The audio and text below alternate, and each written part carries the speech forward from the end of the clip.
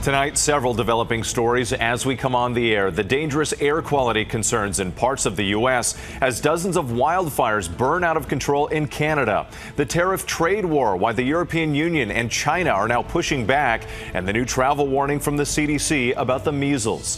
First, the air quality alerts in the Midwest. Smoke crawling over the border from those massive Canadian wildfires. Major cities like Minneapolis could be impacted. More than 180 fires burning across Canada, more than 90 out of control. And another severe weather threat days after deadly tornadoes swept through parts of the South. Our weather team standing by. The new fallout from President Trump's promise to raise tariffs on all imported steel and aluminum to 50%. The EU threatening action amid the worldwide tariff whiplash. And Democrats demanding answers about President Trump's recent spate of pardons. Many can be traced to major donors and supporters, including the Chrisleys of reality TV fame. And what the president said when asked about music mogul Sean Diddy Combs. The new measles warning from the CDC for travelers ahead of the busy summer season. Gunfire in Chicago, leaving several teens wounded in a drive-by shooting across the street from a Catholic church and school, what police are saying. Dramatic rescue, a hiker pinned for hours under a 700-pound boulder, how he survived. The stinging operation to capture 14 million bees that escaped from an overturned trailer. Tonight, the growing salmonella outbreak linked to cucumbers. 18 states now reporting cases. The Pacers hope to punch their ticket to the NBA Finals, but can they get past the surging New York Knicks? And America strong tonight, the college baseball team that made history by being perfect. From ABC News World Headquarters in New York, this is World News Tonight. Good evening. Thanks for joining us on this Saturday. I'm Whit Johnson. Several developing stories as we come on tonight, including the latest tariff whiplash in the trade war and a new CDC travel warning. But we begin with the dangerous air quality threat in the Midwest from the raging wildfires across Canada. These satellite images showing some of the 180 wildfires burning in Canada. Dozens are out of control. And a new severe weather threat for the South and the Plains after a deadly tornado already devastated parts of Kentucky. And this twister slamming into Athens, Tennessee on Friday afternoon. At least 5 people injured. Let's get right to meteorologist Dani Beckstrom from our New York station WABC. And Dani, let's start with the air quality alerts and where we'll see the biggest impact.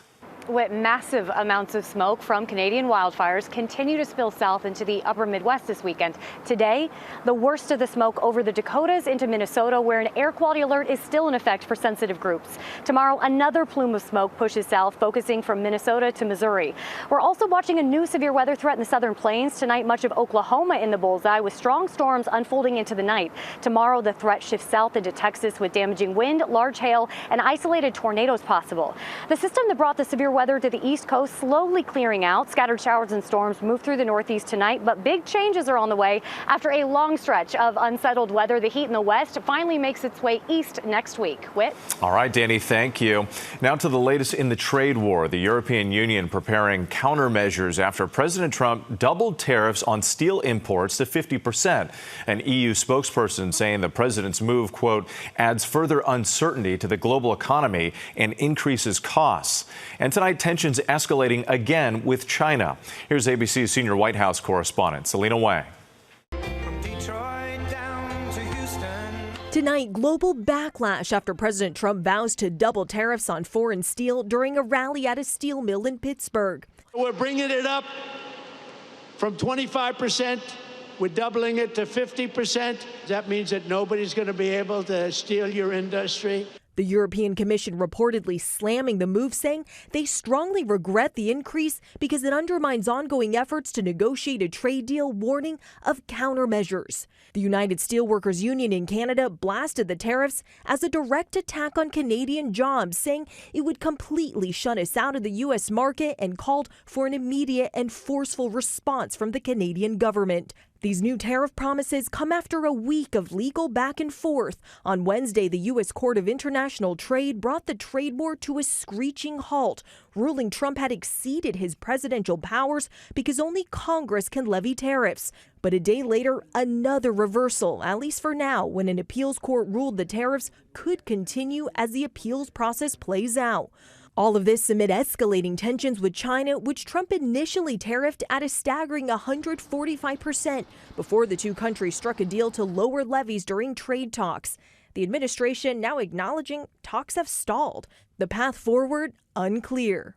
I believe that we will be having more talks with them in the next few weeks, and I believe we may at some point have a call between the president and party chair Xi. And with this legal battle around tariffs is expected to end up in the Supreme Court, the president claims this is judicial overreach and that it harms his agenda and his ability to negotiate with other countries. But meanwhile, American businesses and consumers are caught up in the middle of all of this, Whit. And Selina, there's also some breaking news coming out of the White House about a NASA nominee. Yeah, Whit, that's right. Tonight, the White House is announcing that they've just withdrawn Jared's Isaac Min's nomination just days before his scheduled confirmation votes in the Senate. The White House says they'll announce a replacement soon, and it's essential that this person is in complete alignment with the president's agenda. Whit. Selina Wang for us tonight. Thank you. And tune into This Week tomorrow morning. George Stephanopoulos speaks with top White House economic advisor Kevin Hassett about the legal battles facing the Trump administration's sweeping tariffs. Next tonight, President Trump also facing scrutiny over a flurry of pardons. At least one Democratic congressman is accusing the White House of doling out pardons as favors. This week, Trump pardoned a popular rapper and reality TV stars Todd and Julie Chrisley. ABC's Perry Russom is in Washington tonight. Tonight, Democratic Congressman Jamie Raskin accusing the Trump administration of giving pardons as favors to President Trump's loyal political followers and most generous donors.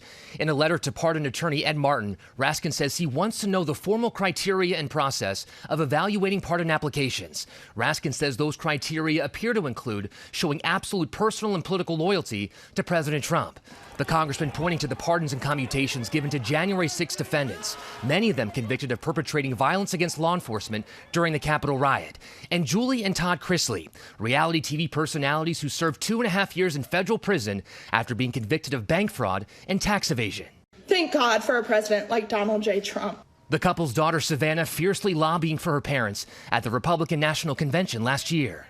Due to our public profile and conservative beliefs, they accused my parents of fraud. According to the Trump administration, other than the nearly 1,600 January 6 defendants who received pardons or commutations, Trump has pardoned or commuted the sentences of more than 60 people since retaking office in January. When asked, Trump left open the possibility of pardoning Sean Diddy Combs if he's convicted. I haven't seen him. I haven't spoken to him in years. The music mogul on trial in New York City, accused of sex trafficking and racketeering, Combs pleading not guilty. If I think somebody was mistreated, whether they like me or don't like me, it wouldn't have any impact on me. And with the White House responding tonight, calling Congressman Raskin a career blowhard with zero credibility. And this is not the first partisan battle over pardons. Back in January, Republicans were upset with President Biden when he pardoned his son Hunter just hours before leaving office. Hunter was waiting to be sentenced on felony charges. Whit.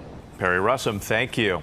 Tonight, the CDC is stepping up the warning about measles just as the summer travel season kicks into high gear, urging travelers to take precautions because measles cases are rising in many countries around the world. Here's ABC's Morgan Norwood. Tonight, as the busy summer travel season takes off, a fresh warning from the CDC. The agency now says measles remains an ongoing global threat and more international travelers are getting infected. They're also urging all international travelers to ensure they're fully vaccinated against measles before their trip. Just this week, 42 new cases reported nationwide, bringing the total to more than 1,000 across 32 states, mostly among people who are unvaccinated or whose vaccination status is unknown. In Colorado, officials confirming the state's second outbreak of the year after 3 passengers on a Turkish Airlines flight tested positive, including one fully vaccinated adult. Health officials say while breakthrough cases among those vaccinated are rare, measles is extremely contagious and can linger in the air for up to 2 hours. Measles is one of the most infectious viruses that we know. Make sure that you're vaccinated and your risk for measles goes way down. And as the CDC grapples with a growing number of measles cases, the agency quietly revising its COVID vaccine guidance just days after Health and Human Services Secretary Robert F. Kennedy Jr. said vaccines would no longer be recommended for healthy children and pregnant women. Tonight, the CDC says all children may receive the shot with guidance from their doctor, softening earlier language that had strongly recommended vaccination for everyone over 6 months of age. Pregnant women now left with no recommendation on whether to vaccinate. And tonight, medical groups we spoke with emphasize the science and benefit of these vaccines hasn't changed, but they worry the shifting messaging from federal officials could leave some patients confused. Morgan Norwood, thank you. Now to the urgent search for suspects after 7 teenagers were injured in what police are calling a drive-by shooting overnight in Chicago. Authorities say police were trying to disperse a large group of people when someone fired shots into the crowd. Here's ABC's Ika Jachi. Tonight, a drive-by shooting in Chicago has left 7 teenagers injured. Authorities are now investigating. They have several people shot over there, and there's a crowd now. Officers were trying to disperse a large group of people in front of St. Sabina Church around 1:55 a.m., according to police. Authorities say a vehicle driving by opened fire into the crowd, that car immediately fleeing the scene. Police say an 18-year-old was critically injured with gunshot wounds to the leg and chest. The other victims, with injuries to their legs, arms, back, or buttocks, are expected to recover. Father Michael Flager, an anti-violence activist in Chicago, says the violence in their neighborhood is personal. We work too hard in this area for somebody to come in here and shoot up a bunch of kids. So, yeah, this is personal to me. All 7 were hospitalized. 1 is in serious condition. Father Flager is offering $10,000 for any information leading to an arrest. Ika Jachi, thank you. Overseas now, and Hamas pushing back against the latest ceasefire proposal from the U.S. backed by Israel. It comes as Israel launches daily assaults into Gaza amid starvation and growing desperation. A top U.S. negotiator calling the latest demands from Hamas completely unacceptable. ABC's chief foreign correspondent Ian Pannell is in Tel Aviv. Tonight, hopes for a breakthrough ceasefire in Gaza fading. The U.S. envoy to the Middle East calling a proposal by Hamas totally unacceptable.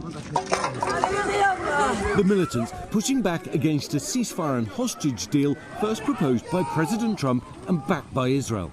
The original plan would involve a 60-day ceasefire and the release of some hostages. In exchange, Israel would release some Palestinian prisoners, withdraw its forces to a buffer zone and allow more aid in. Hamas saying it wants a permanent ceasefire, a complete Israeli withdrawal and the continuous flow of humanitarian aid. But tonight, the US rejecting Hamas's counter, saying Hamas should accept the framework proposal we put forward as the basis for proximity talks. On the ground, Israel pounding Gaza once again. It's launched almost daily attacks since it broke the last ceasefire in mid-March. Netanyahu's government insisting it's targeting terrorist infrastructure. But the death and desperation for food there only growing. And for now, there's no end in sight to the suffering. With Israeli Prime Minister Netanyahu also calling the Hamas response a rejection. And tonight, Israeli forces urging a large-scale evacuation of parts of southern Gaza amid fears of another night of heavy bombing. Ian Pannell in Israel again tonight. Thank you. Now to the deadly and devastating flooding in Nigeria. More than 150 people have died, and that toll is expected to climb. Thousands have been displaced. The flooding has been especially deadly in a farming region.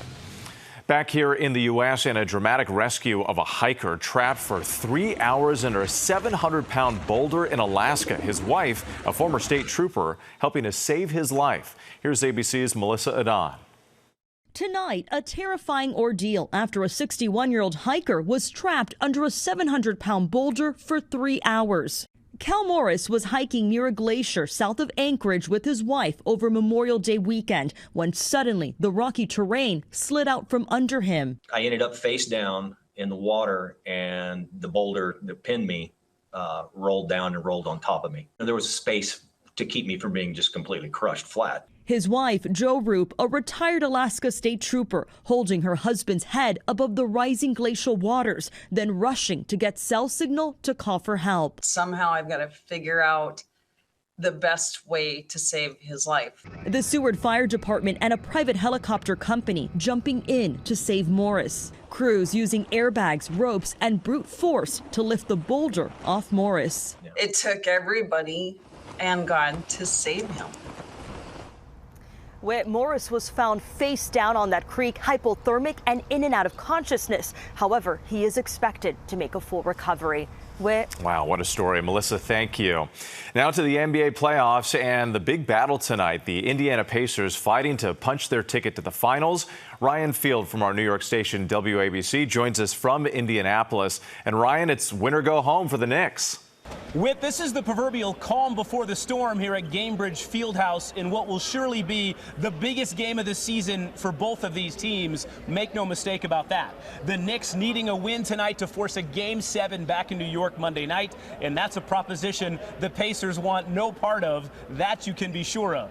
Indiana needing just one more win to punch its ticket to the NBA Finals for the first time in 25 years. The question is, which Pacers team will show up? Will it be the one who scored 130 points in Game 4 or the one who was held to just 94 points in Game 5, which was the Pacers' lowest scoring output since early February?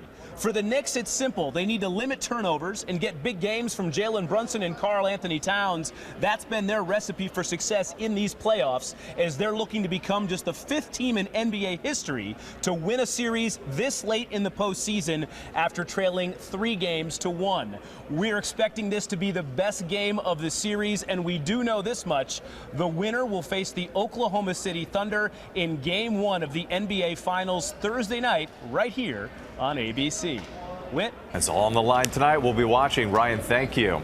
There's still much more ahead on World News Tonight this Saturday. A salmonella outbreak linked to cucumbers expands. We'll have the latest. And 14 million bees set loose after a trailer overturns in Washington state. An update on the operation to recover them. Stay with us. Next tonight, first responders on the scene of a deadly house explosion outside Kansas City, Missouri. Authorities say gas was not the cause. At least one person was killed. The blast leveling the single-family home, crews evacuating nearby buildings as a precaution. Well, the hunt is over for 14 million escaped bees in Washington state. A tractor trailer carrying tons of hives crashing in rural Whatcom County. Several first responders were stung. Officials are now reopening the road to traffic and thanking everyone, including the beekeepers who helped in the operation. Still ahead, the growing salmonella outbreak linked to cucumbers. To the index now, the multi-state salmonella outbreak linked to cucumbers is expanding. 45 people now infected across 18 states, according to the FDA. The cucumbers are from Bedner growers and distributed to restaurants and food producers. Tributes tonight for Emmy Award-winning actor Valerie Mahaffey, best known for her roles in Northern Exposure, Big Sky, and Desperate Housewives. She began her career on the stage and continued to appear on Broadway and regional productions. Valerie Mahaffey was 71. When we come back, the history-making baseball team, they aren't just good, they're perfect. Finally tonight, baseball perfection. A winning streak never seen before in college baseball. Perfection wears purple in Lewiston, Idaho. Overnight, the Louisiana State University Shreveport Pilots winning the first NAIA National World Series championship in school history. The Pilots coming back from 4 runs behind to beat Southeastern University 13-7. That win capping off an already historic perfect season. On Thursday night, the Pilots secured their 58th win in a row, 0 losses. 1-1 pitch, bounded up the middle, crossed the diamond, a stretch at first. The longest winning streak for any 4-year college baseball program at all levels. Their coach of 6 years, proud of the remarkable accomplishment. It's awesome. It's the first national title appearance and the first national title in school history. And the Pilots athletics department summing it up this way on social media: 59-0. Perfection resides in Shreveport. 59-0 is an unreal feeling. I got goosebumps just thinking about it. Unbelievable. I mean, obviously never experienced anything like this, and it's been a crazy ride. I don't even have words. Don't have words. Way to go, Pilots. Congratulations. I'm Whit Johnson in New York. Good night.